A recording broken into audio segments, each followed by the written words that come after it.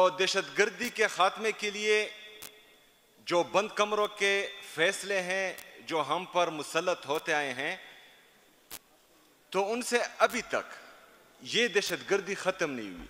दहशतगर्दी का जो नासूर है जो खैबर पख्तूनख्वा को 20 सालों से खा रहा है, बल्कि इससे ज़्यादा से खा रहा है, तो इंशाल्लाह इसका एक पायदार और मुस्तकिल हल इंशाल्लाह आज निकलेगा।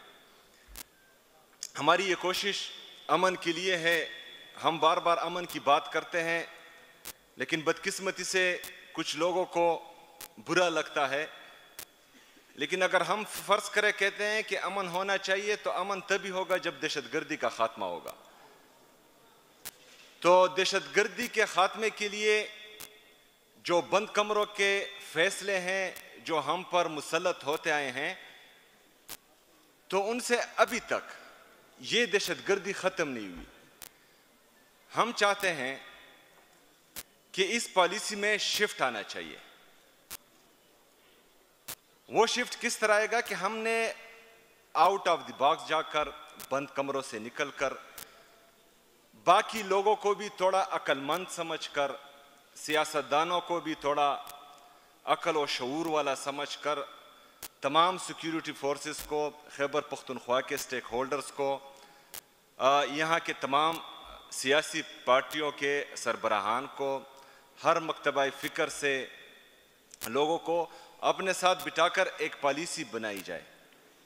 और वो पॉलिसी अगर फिर इम्प्लीमेंट होगी तो उसका हल भी निकलेगा, और वो जो है तमाम लोगों को काबिल कबूल भी होगी।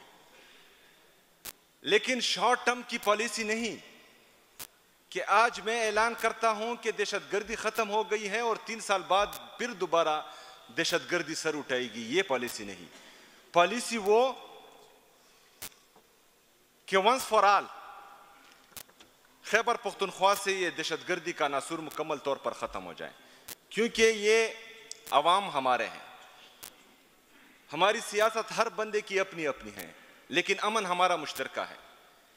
यहाँ पर अगर बम पड़ता है तो ये नहीं देखता कि ये पीटीआई वाला है या नेशनल पार्टी वाला है या पीपल पार्टी वाला है। यहाँ पर हमारे सियासी मशरान बैठे हुए, हर बंदे ने कुर्बानी दी है। किसी ने अपने बेटे को गंवाया है, किसी ने अपने शोहर को गंवाया हुआ है, किसी ने अपने वालिद साहब को गंवाया हुआ है। इस दहशतगर्दी के जंग में हमने कुर्बानियाँ दी हैं। खैबर पख्तूनख्वा की आवाम ने कुर्बानियाँ दी हैं, यहाँ के सियासी लोगों ने कुर्बानियाँ दी हैं, हर मकतबा फ़िक्र के लोगों ने कुर्बानियाँ दी हैं। हमारी सिक्योरिटी फोर्सेस, चाहे वो फ़ौज है, चाहे हमारी पुलिस है, चाहे हमारी सीटीडी है, इन सब ने कुर्बानियाँ दी हैं। तो 2018 में अमन कायम हुआ था और उसका ऐलान बाकायदा हो चुका था। लेकिन अभी एक दफ़ा फिर जो है वो आ रहा है। तो मैं चाहता हूँ कि जो हल हम बता रहे हैं, शायद वो आप लोगों में से किसी को पसंद ना हो या किसी और को पसंद ना हो। हम चाहते हैं कि आप तमाम इसका हल आज हमें दें। तो इंशाअल्लाह ताला मैं आपसे वादा करता हूं कि खैबर पख्तूनख्वा की हुकूमत दहशतगर्दी की इस नासूर को मिटाने के लिए और खैबर पख्तूनख्वा में अमन लाने के लिए खैबर पख्तूनख्वा की हुकूमत आप लोगों का मुकम्मल साथ देगी इंशाअल्लाह ताला। इसमें मैं एक और चीज़ भी ऐड करता हूँ, जिस तरह जुनैद अकबर साहब ने भी बात की कि हमारे जो यहाँ की सियासी पार्टियाँ हैं, जो वफाकी हुकूमत में भी कुछ पार्टियाँ बैठी हुई हैं, हमारे एनएफसी का शेयर है जो तकरीबन 400 बिलियन तक बनता है। क्योंकि 14.6 अगर फाटा का इंतज़ामी मर्ज हो चुका है, लेकिन फाइनेंशियली मर्ज अभी तक नहीं हुआ। अगर हम कबायली अजला को खैबर पख्तूनख्वा में फाइनेंशियली मर्ज करते हैं तो ये 14.6 का शेयर हमारा 19.4 तक पहुंचता है, जो तकरीबन 400 बिलियन तक हमारा शेयर पहुंचा। वो हमें नहीं मिल रहा। अच्छा, 100 बिलियन जो मर्ज अजला से वादा किया गया था वो हमें नहीं मिल रहा। उसमें तकरीबन अभी तक हमारे 700 बिलियन बनते हैं, जिसमें कुछ रकम मिली हुई है, लेकिन 500 बिलियन से ज़्यादा हमारा बकाया है। जो जुनैद अकबर साहब ने बात की कि सिंध को जो है 2.5 रेवेन्यू जनरेशन का शेयर मिल रहा है, उस पर कोई भी बात नहीं करता। 2.3 रेवेन्यू जनरेशन पर पंजाब को मिल रहा है, उस पर कोई भी बात नहीं करता। लेकिन खैबर पख्तूनख्वा का जिन्होंने 80,000 से ज़्यादा इस पाकिस्तान के लिए, पाकिस्तान में अमन के लिए कुर्बानियाँ दी हैं, अगर उनके इंफ्रास्ट्रक्चर डेवलपमेंट को 1% वार ऑन टेरर मिल रहा है, तो किसी को फिर जो है बोलना इसलिए नहीं चाहिए कि हम जो है आपका 2.5 और 2.3 भी जो है बर्दाश्त कर रहे हैं। इस तरह इनवर्स डेंसिटी पॉपुलेशन जो हमारा है बलूचिस्तान, सबको हमसे ज़्यादा मिला है। हमें 1% मिला है, किसी को 2.5 मिल रहा है, 2.3 मिल रहा है, 2.7 मिल रहा है, लेकिन बात सिर्फ खैबर पख्तूनख्वा की हो रही है। तो इसका मतलब ये है कि हमारे साथ जो है सुतीली माँ जैसा सलूक हो रहा है। तो इसमें बराए मेहरबानी इसके अलावा जो हमारा नेट हाइडल प्रॉफिट है जो 2200 अरब रुपए बनता है, और अगर 2200 अरब हम पाकिस्तान के लिए जो है फ़ायदा मंद है खैबर पख्तूनख्वा, पाकिस्तान को हम बिजली भी दे रहे हैं, गैस भी दे रहे हैं, तेल भी दे रहे हैं, उसकी मद में जो है हमारा 2200 बिलियन से ज़्यादा वफाकी हुकूमत वो कर्जदार हैं, उन पर हमारा हक है कि वो हमें दें।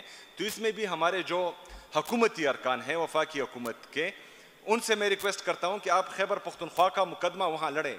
हम दलील भी देंगे, हम दलाइल भी देंगे, लेकिन अगर फ़र्ज़ करें उससे भी बात नहीं बनती तो आप लोगों ने जो है फिर खैबर पख्तूनख्वा के साथ खड़ा होना है, आपने जो है खैबर पख्तूनख्वा का मुकदमा लड़ना है।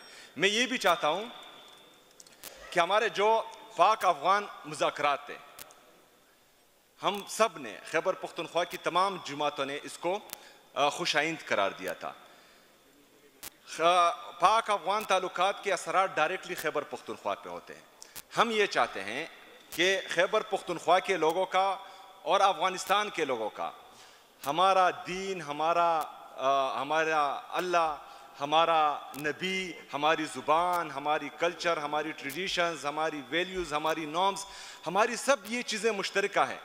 अगर फ़र्ज़ करें आप खैबर पख्तूनख्वा के स्टेक होल्डर्स को एतमाद में लेकर इन मुज़ाकरात में जो है उनको इस्तेमाल करें तो ये मुस्बत नताइज देंगे, गलत नताइज नहीं देंगे। अगर हम ये बात करते हैं तो इसका मतलब ये नहीं कि हम किसी की साइड ले रहे हैं। हम पाकिस्तानी हैं, हम चाहते हैं कि पाकिस्तान में अमन हो, हम चाहते हैं कि पाकिस्तान के जो हमसाए मुल्क हैं अभी तक जिनके हमारे जनाब बस जिनके साथ हमारे अच्छे ताल्लुकात हैं तो उनको बिगाड़ा ना जाए। तो इसमें जो है अगर फ़र्ज़ करें किसी चीज़ का हल जंग है तो जंग जो है वो आखिरी ऑप्शन होना चाहिए। बहुत शुक्रिया।